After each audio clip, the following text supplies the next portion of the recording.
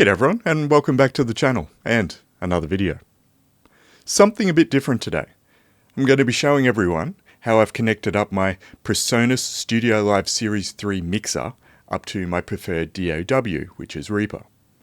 And I'll also be humbly imparting a little bit of advice and general knowledge on some things that have made life easier for me along the way.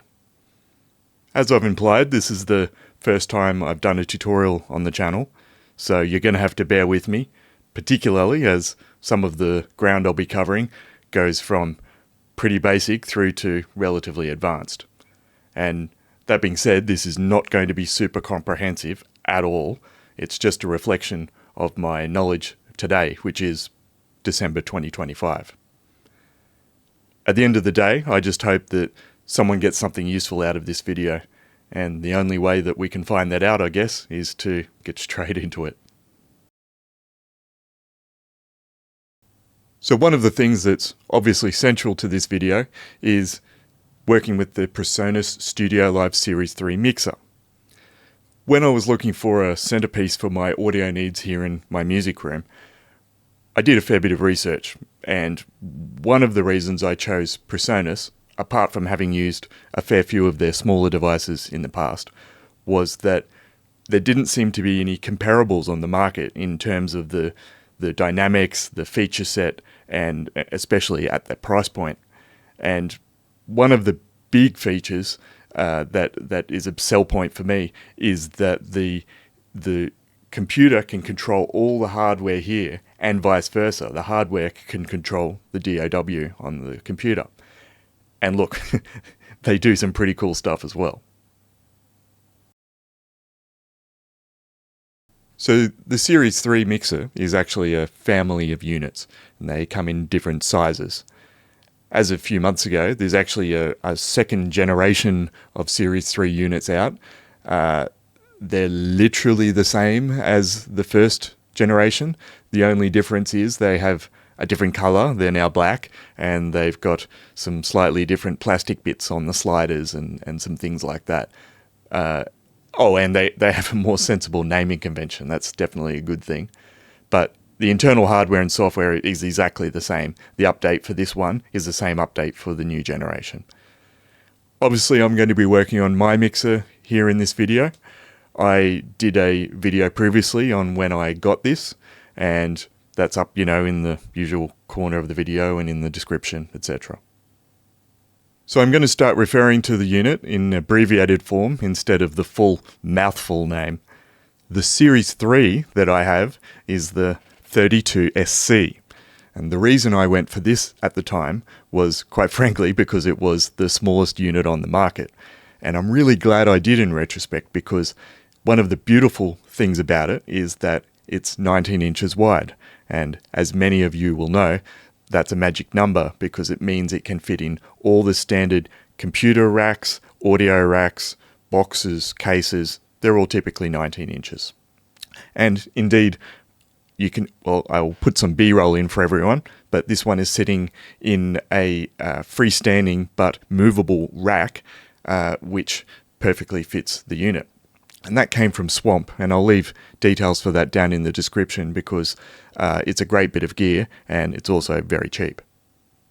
Despite being modestly sized, it's plenty big for what I do, and it has all the features that we're going to be going through in this tutorial.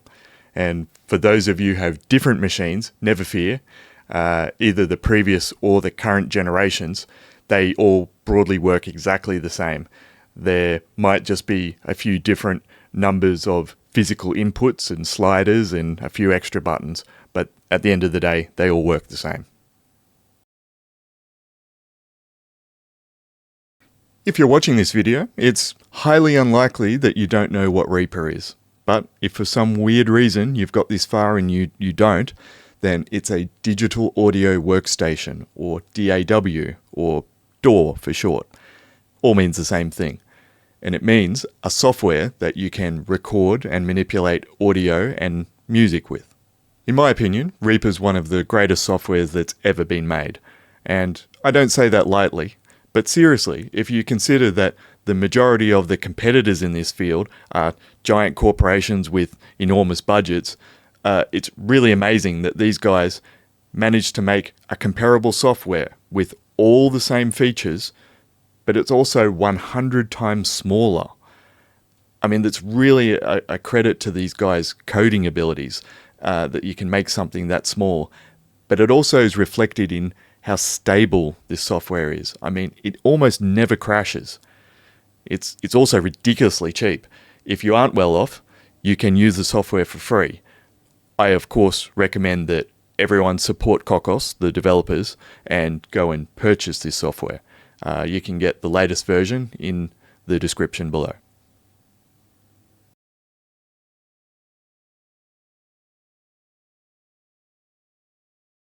So over the last year or so, I've had to work a lot of things out from scratch. And that's fine for me because I like to work things out from first principles. But not everyone does, and not everyone has the time. It's been totally worth it, but the root of the difficulty has been that often a lot of the online information, well, it more often than not sucks, or it just doesn't exist at all. So framing the problem more precisely, information on connecting the Series 3 with Reaper is conspicuously absent online. If you do know of any good material, please put it in the comments below. But I promise you, I did a lot of searching on the internet, and I don't just mean videos either. There is one video of a guy showing off his unit working with Reaper, but not actually how to do it. There's nothing written either. There is the occasional crapping on the Reaper forums or Presonus forums, people asking, but there's some stuff on Reddit, people asking, but there's nothing useful. In fact, nothing useful describes Reddit when I think about it. Why companies thought that was a good place to train their LLMs is well beyond me. Back on topic. So, irrespective, this video is my contribution on how to connect Reaper to the Series 3, but I'm sure heaps of things that I'm going to be going through apply in lots of other scenarios as well. So don't get me wrong, there's a ton of great information about the Series 3 on the internet. It's amazingly well supported, and I've made a short list on some things that are actually done quite well. There's quite a lot of videos on how to set things up in general. There's heaps of videos on how to connect the more popular DAWs, such as StudioLive DAW, which is hardly surprising given, it's made by Presonus and all. And for the record, I like most DAWs. I still use a handful of them apart from Reaper. But there are some pretty irritating things about them. And all I can say is I don't know many people who've experienced the stability of Reaper and then gone back. On top of that, I've been using Reaper for like 1,000 years, and there's just some things that I prefer to do that way. And there's pretty much almost an infinite amount of information on how to use Reaper on the internet these days. So for the sake of balance, as I just said, there's a lot of good information and a lot of good videos out there. Predictably, like most of the internet, they're always in these small, disconnected, disparate, standalone pieces, so it's hard to get any coherence in your learning. But I'm going to list a few of the better resources that are out there, and there'll be links in the description below, of course. So a few notables on this list that I'd like to mention. There's an actual Presonus labeled series of videos done by Matt Osgood, and they are probably the best starting point for anyone who's got a new Series 3, or anyone who is experienced on it and struggling for that matter.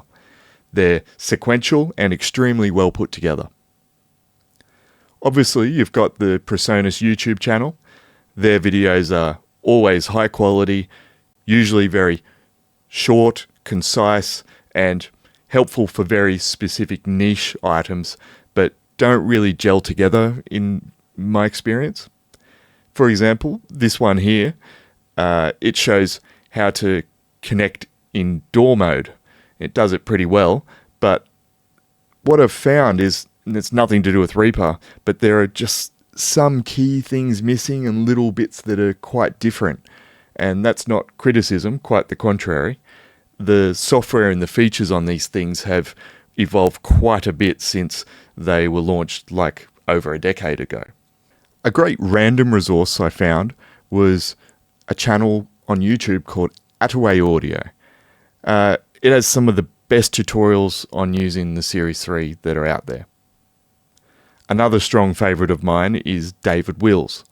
The fact that he's a fellow Aussie helps, sure, but he is a legit music industry legend, and look him up if you don't know who he is, seriously.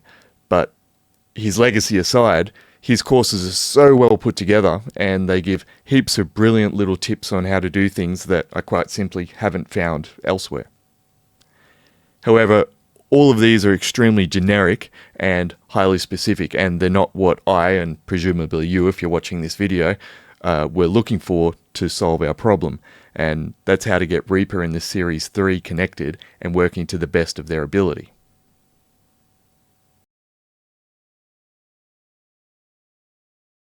Well, as far as this video being a solution, you'll see that I've already provided some resources to start with. But there is a reasonable amount to cover in this video, so I've broken it into a few larger pieces. The first one being the background and introduction. That's what the video is, why I did it, that kind of stuff, and I think we've covered that now. Then we'll go into hardware, and that's connecting the physical pieces together so that the mixer and the computer and Reaper can all work together properly. Then there's the software, and that's the configuration, which boxes to check in the software and which buttons to press. And then there'll be a little bit of miscellaneous stuff at the end to help everyone along the way. I'm going to try not to rabbit hole too much in this video. As you can see in the existing resources, there's a lot of videos on every topic you should possibly ever want to learn. I'm just going to talk about some of the most likely issues that are going to be faced, and again, I'm going to focus particularly on that connection between the Series 3 mixer and Reaper on the PC. But pointing out problems without solution isn't much in my conception, so I'll be showing the way that I've been doing things for the best part of a year, and this may or may not be the best solution, but it's been working pretty much flawlessly for me, so take of that what you will.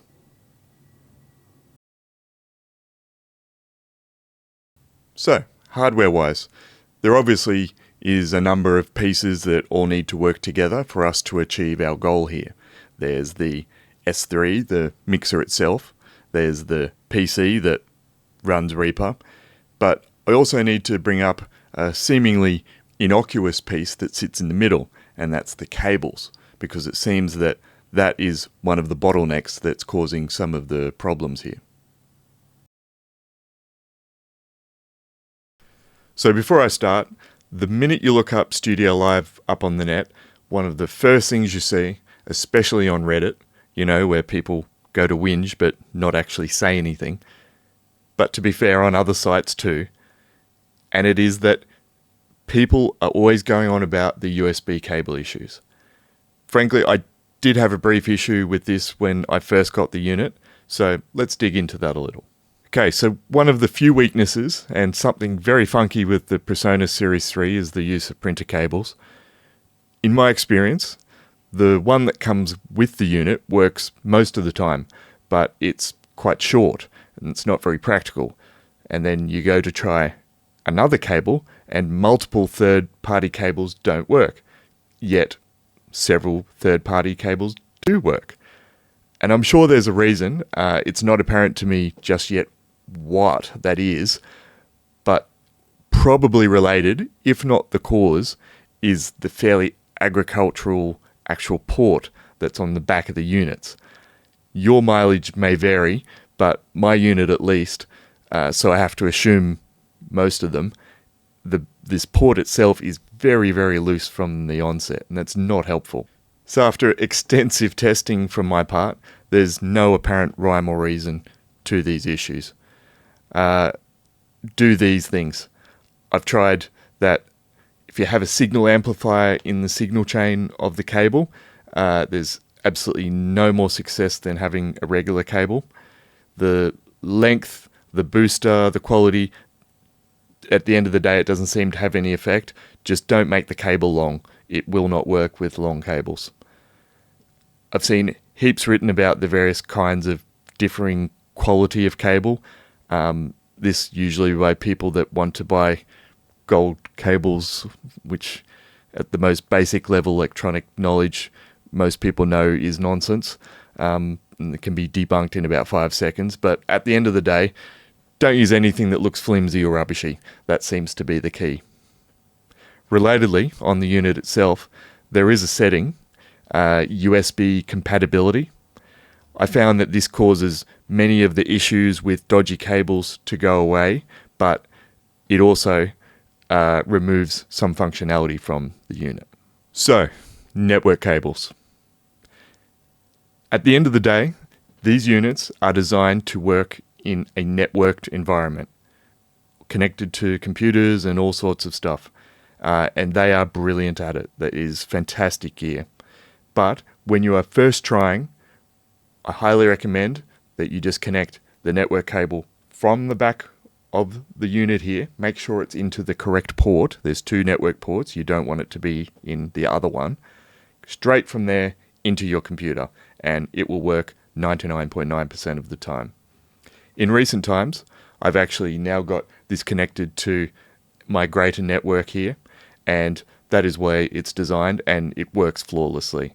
And I happen to have a Ubiquiti network, which many of you will know often comes with its own challenges when it comes to external devices, but I have 0 issues. The dreaded cable nest. So I can't stress enough that good management of your cables is going to be critical to working well with your StudioLive Series 3. Most viewers using this gear probably are semi-professional or greater studio setups, so at least I know you're probably doing that. In my case, I've done a very simple solution. I use one of these wraps, and that keeps all the cables together, and then they run down into a system there on the wall. The PC. Obviously, having a more powerful PC is a good start. At the end of the day, it doesn't really matter that much. I have a super powerful tower sitting under the desk here. I run Reaper on my laptop, which is mid-spec. I also run Reaper on my Microsoft Surface Pro, which is in reality just a glorified tablet. All of them run fine. Shouldn't be a restricting factor in this exercise. A few miscellaneous points on using the Series 3. Connect all the cables as I mentioned. If you don't, it won't work and you can damage the unit very easily. If you're new to the mixer and there's no sound coming out, don't forget to route your sound out through the tape port. I've got it on the screen here and there are plenty of tutorials around to show you how to do that. Although it is fully network controllable, if you're using it with a DAW like Reaper or just in general, I would guess you want to use it as a tactile physical device. That's kind of the point of having it. So have the mixer where you can actually touch it and use it ergonomically. Presumably you want to look after your gear. You can see that I have mine sitting most of the time in this wonderful frame I got from Swamp that I mentioned earlier, but it also has a place here on the desk where it can't be moved, and it also has a case because sometimes it goes to become a mixing desk at gigs on occasion as well. So in this section, I'm going to go through the software, and that's both for the Series 3 and also Windows and Reaper to some degree. I'm going to go through some setup and configuration, and then I'm going to mention a few scenarios that have caused issues for me in the past. So the first thing we want to do is go to Home, System, then we have a few options here. I would suggest setting your sample rate to 48 unless you have some particular love of or need for lower quality. Now, in the previous hardware setup video, I mentioned that often the USB cables have a tendency to be a bit dicky. Now, if you find that you're getting dropouts where the mixer stops talking to the PC frequently or even infrequently, then 99% of the time that's the likely cause. So also mentioned in the hardware section, Presonus have this USB compatibility mode here, which gives a lot less jitters to the bridging software, but it reduces a number of features on the mixer also. You can look into the details of what that is. It's not game-breaking stuff, but I'm not into half solutions personally, and I believe this is a bit of a dumb trade-off. I used this option briefly when I first started having cable issues, but then I just got a good quality cable and made sure it wasn't too long and made sure my setup was good, and now I can reluctantly say I would not use this feature unless you were really desperate. Same goes with interface mode. Presonus recently put out a really good video on this mode, which I'll link below. Although I've had a play with it, I couldn't do it justice trying to explain how to use it, nor do I have a usage case I could offer you at this moment. It's definitely not relevant to the topic of these videos, which is connecting to Reaper. Just leave it off. Okay, next up we go across and press the UCnet button here. One of the older versions of the firmware had a sync select option here. This is completely done in universal control now. We'll get to both universal control and sync select shortly, but for now we'll focus on other items. And then we'll look down at the bottom right here. As the word suggests, this chooses between the transport, i.e.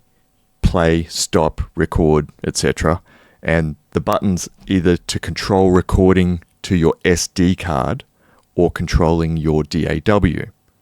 We want the latter obviously, so choose software control.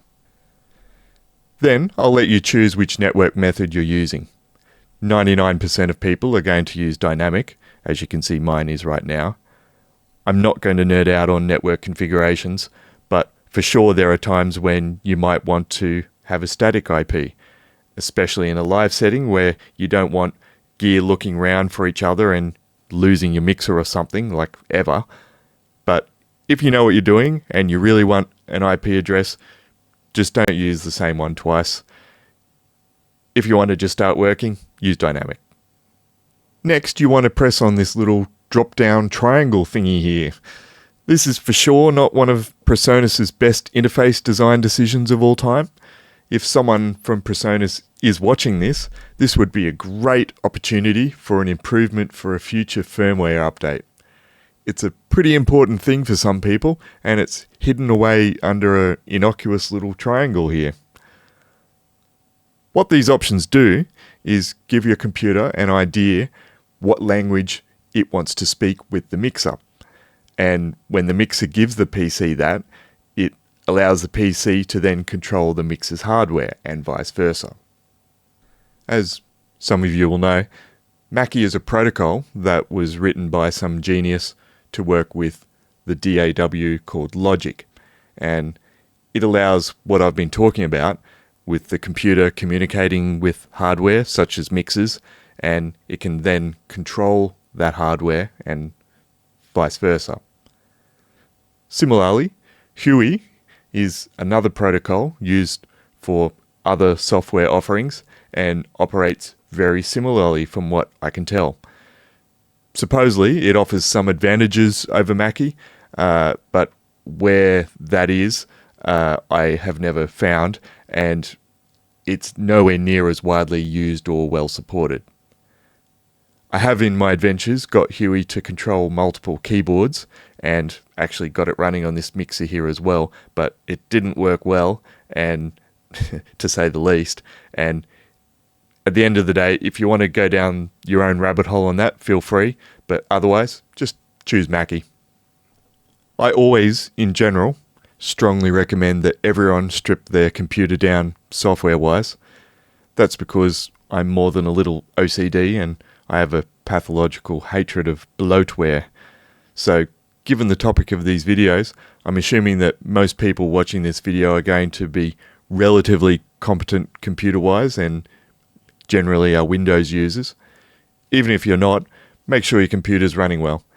When it comes to audio, the more work your computer is doing, the more latency you get from the DAW, and therefore your mixer can suffer as well. Drivers for your device should be installed in the next section, but it is possible, I've done it on other computers, it is possible to run the mixer without much trouble by not using the additional Presonus software. However, I happen to like this software, so we'll do that in the next step because it makes things much easier. Okay, now we're going to install some clever software from Presonus, and it's for managing their devices, and it's called Universal Control. First go get the latest Universal Control. You can get it from the Presonus main website by searching and going through the links like this, and then filtering out which device you have, and then, irritatingly, it pretty much gives you the same result for every device. You can also go through your My Presonus account and download from there quite easily as well. When I'm doing a clean install, this is usually what I do. And to reduce bloat on your PC, I suggest you only select the devices that you own in the list here. This install should do all the drivers you'll need to run the hardware. If you have any serious issues where your computer and the mixer can't speak to each other, as a last resort, you can consider checking the drivers are installed properly, etc., by going through the Windows folder and see if these files are there, etc. But 90+% of times out of 100, it's not the drivers that are causing the connection issue. Okay, should now have a little UC icon down in the Task Manager corner here. If you double click on it, you'll get the UC page open. Assuming everything has been done right, you should see your mixer in the list here. If you don't, go back over everything one at a time, particularly the USB cables and such, and eventually you'll see it here. Things to know about this area. There's some settings up in the hamburger 3-line thingy here. You can do all your colors and customization and such. Also, if you're trying to run OBS, then there's a setting here that will certainly be helpful, but that's a completely different video. Okay, Universal Control itself. First of all, you probably have this icon up here that looks to me awfully like a public transport icon for a train. That makes the focus go on the mixer if it's controllable on the network. Kind of pointless to me. I'm sure there's some reason, but I don't understand it. Given you've probably just installed the latest software, you probably don't need to run checks for updates. UC often gives you plenty of alerts when something new has become available anyway. Most of the rest of this stuff on the screen is for playing with the mixer over a network. This can be super useful for lots of use cases, such as recording studios where the operator might be in the loud room and changing settings without having to go back to the control room itself each time. Same in a live scenario, doing sound checks. I've done this a couple times myself. It's awesome. You can just stand out in the crowd and do a sound check without having to be at the soundboard. This is a pretty nerdy and lame use case, I know, but sometimes when I'm just listening to music through the mixer, I like to adjust the volume from another room using a tablet. Okay, for sure, select StudioLive Series 3 from the drop-down here. Then you can click on the gears, and if it hasn't done it automatically, change the settings to what you want it to be. And if you're not confident, I suggest the settings that are here on the screen. You've also got this editor function here, where you can make settings and stuff for the mixer, and then when it's not actually connected to the computer, and it will sync up later by itself when it is connected again. This is the absolute last thing in the universe that I would plan on doing, to be honest. I guess I can see it being useful for getting familiar with the controls and learning where buttons are and stuff like that when you don't want to affect the unit itself. Then you can go down here, and in almost all cases, these two are going to be grayed out. That's because, if you recall, we chose these in the settings on the hardware earlier, on the mixer itself.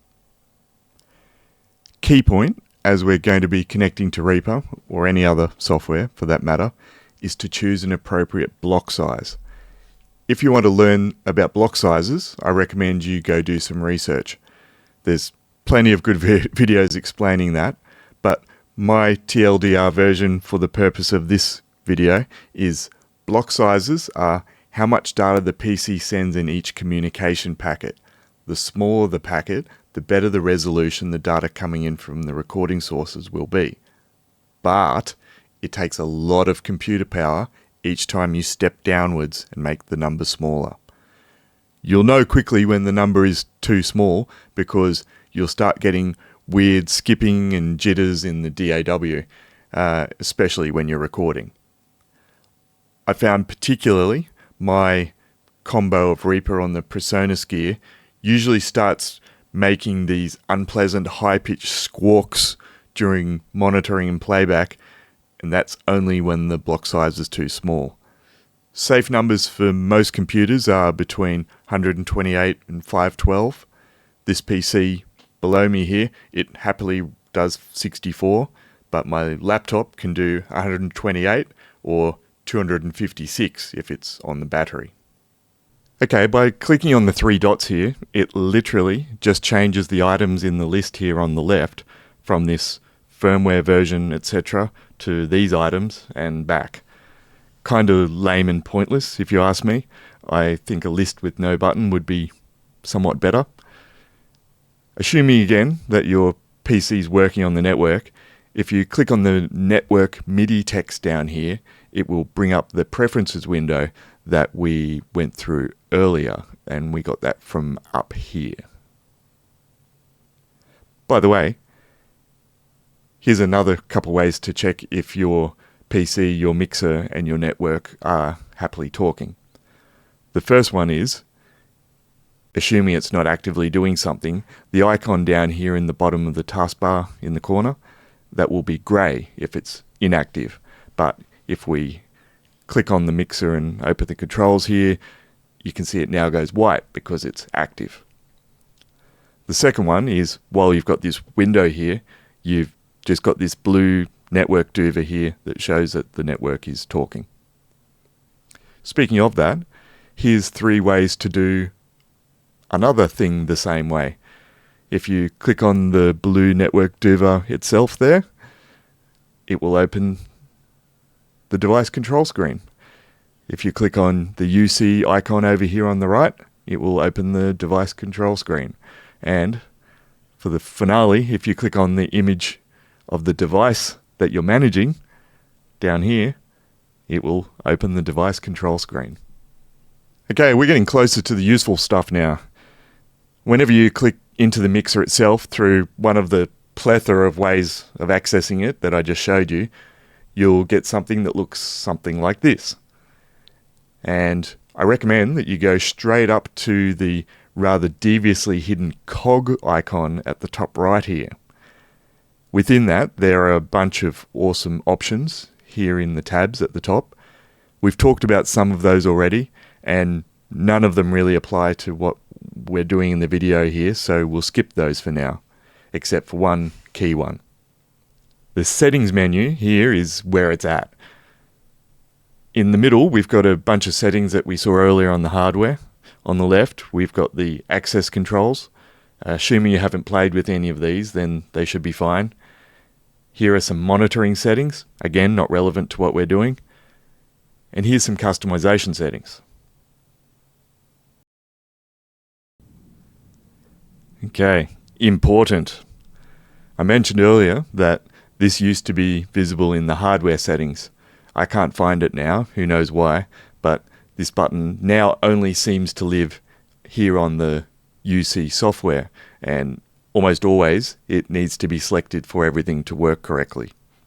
Now that's pretty critical, and I can't count how many times now that it's tripped me up, and probably others I'm sure as well. You know, something isn't working in Reaper or any of the other doors, including Studio One, and a lot of the time you'll go in and find that it's just not selected. So I recommend select it and everything will work again.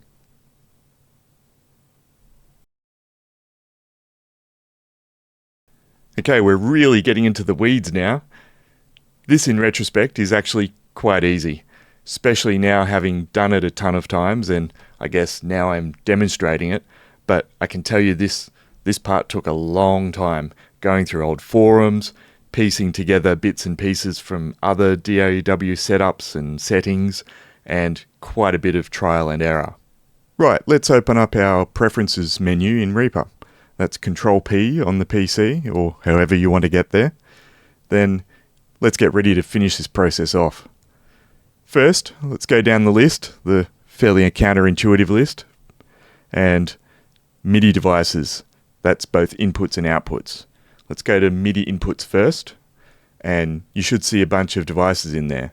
You can see on this PC I've got a number of other keyboards and other things there, but all things equal, you should at least have these two here. So remember earlier we checked out this menu a couple of times?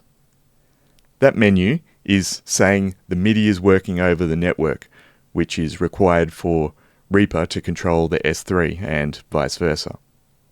Right, and here we've got the StudioLive main. This one here is the main controller for the first bank of sliders that's visible on your mixer. You can change them later if you really want to rabbit hole on the behaviors and that kind of thing, but to get started, you want to have the following settings. Then we'll go down to the SL-EXT1. This second item we use when you want to paginate, when you want to change pages of sliders on the Series 3. Similarly, the settings that I've got here on the screen will make it work. Technically, from what I understand, you don't need anything but input for this to work, but I check all the dots to make sure that nothing can possibly interfere. Then we go to the MIDI outputs. These should also be enabled, and clock on to make sure the mixer syncs with Reaper properly. Depending on the unit you have, you might have more than two of these. For example, I believe the bigger units, the 64S and equivalent second generation, they require more control surfaces for the objects, so there might be an EXT1 and EXT2, etc. Next, we go all the way down to the end of preferences, down to control surfaces /OSC/web. In this section, we're going to have a couple of objects in here, so press add. Then it will give you this drop down with a bunch of options. Don't be fooled into pressing Presonus fader port. That product is different and has its own dedicated control surface system, but the fader port has only a few sliders on it compared to the Series 3 machines, which have 16 and more. I imagine in theory you can connect the S3 to this, but it isn't going to be very good because of that different number of sliders. As I mentioned earlier, I've got the mixer to run with Huey before, although it was very poor. I'm sure that other options here in this list are theoretically possible, but I don't recommend it. I'm just running with what's tried and true for my own setup here in this tutorial. As I also indicated, I'm using the 32SC, which has banks of 16 sliders or faders. For the larger machines, my understanding is that you may need to change both the offset and the size tweak, depending on the number of faders that you have on that machine and also how you want to paginate across them. In this area here, the instruction manual document that you can get online from the Series 3, it actually has all the answers that you need in less than helpful technical language. If you find any strange behaviors, you can go and do some research and you can adjust things as required. But for simplicity, and just to get started, try enter the following settings. You want to choose this one, Mackie Control Universal. When the dialog opens, you want to enter some details and numbers. Select 32SC main for both the in and out, and then surface offset 0, size tweak 9, press OK. And we go down and you create a second one. This time, select Mackie Control Extender and Mackie Control Extended, surface offset 8, size tweak 9, press OK. Now I mentioned there may be some variance between units. I believe some of the larger units might require a different size tweak, though I found contradicting information on this as well, so do your own research. But similarly, if you have more MIDI devices like EXT2 or 3 and so forth, you may need to do the same as a second ago and put like 18 or something like that in the offset. But hopefully with minimal work you should be able to get your unit working, no worries.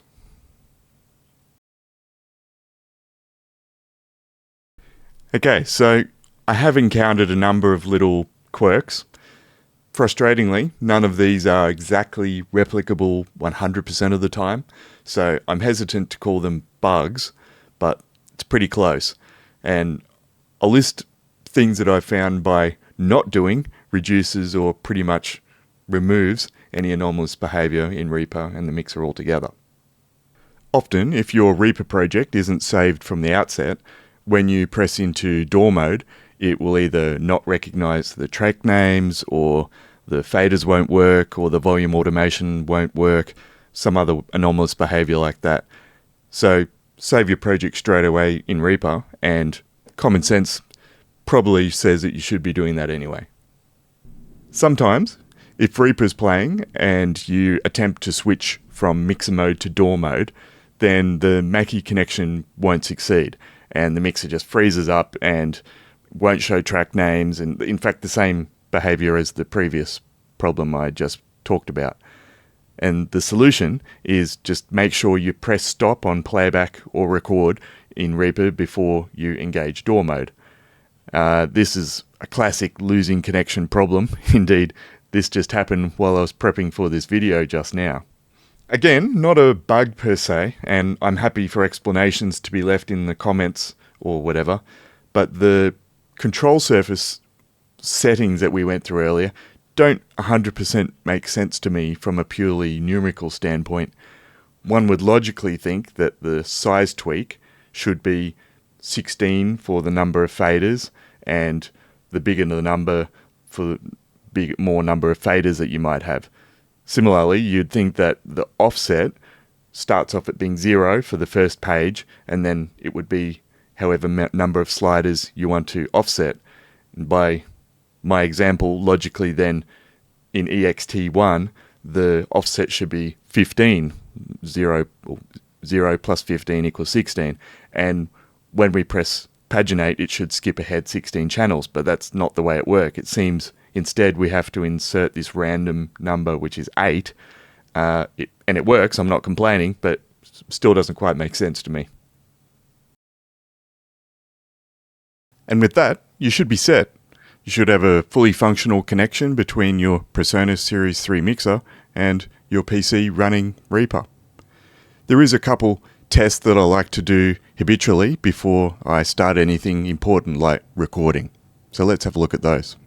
So if you press the DAW button on your S3, the first super easy test, because it's right there beside where your finger just was, is to check the audio automations on the screen here. It always defaults to trim, but you can press latch or whatever as well. If it blocks you from changing out of trim, then there's probably a conflict and you're going to have to unfortunately go back and start up everything again. So the second super easy habitual test is to create a track in Reaper. But first, press the DAW button and you should find that all your faders drop to negative infinity gain like this. unless you have coincidentally some bizarre configuration, if you now create a track in Reaper, the slider on the S3 will go up to parity, like this. If you change the level on that track now, either on the unit, like this, or in Reaper, like this, then the fader on both will follow each other. Similarly, if you give the track a name in Reaper, type it in here, you'll see it appears on the scribble strip on the mixer. And that scales up to a gigantic amount of tracks and abilities that the mixer possesses. Here's one of my project templates for Reaper. All the track names, all the faders, all the mute statuses, all the automations, it's all synced. And you can see there's a hell of a lot more Reaper tracks there than there are faders at any time. There's only 16 on my 32SC here in this case. So if I press this button here, it will paginate to the next 16 and the next 16. This is truly an amazing bit of gear. Oh, I nearly forgot. You should be able to use the transport controls here as well. Each one of these buttons and dials up here in the effects block, they link to a function in Reaper. I believe you can customize that, but I haven't spent any time on that at all. Perhaps that's another future video.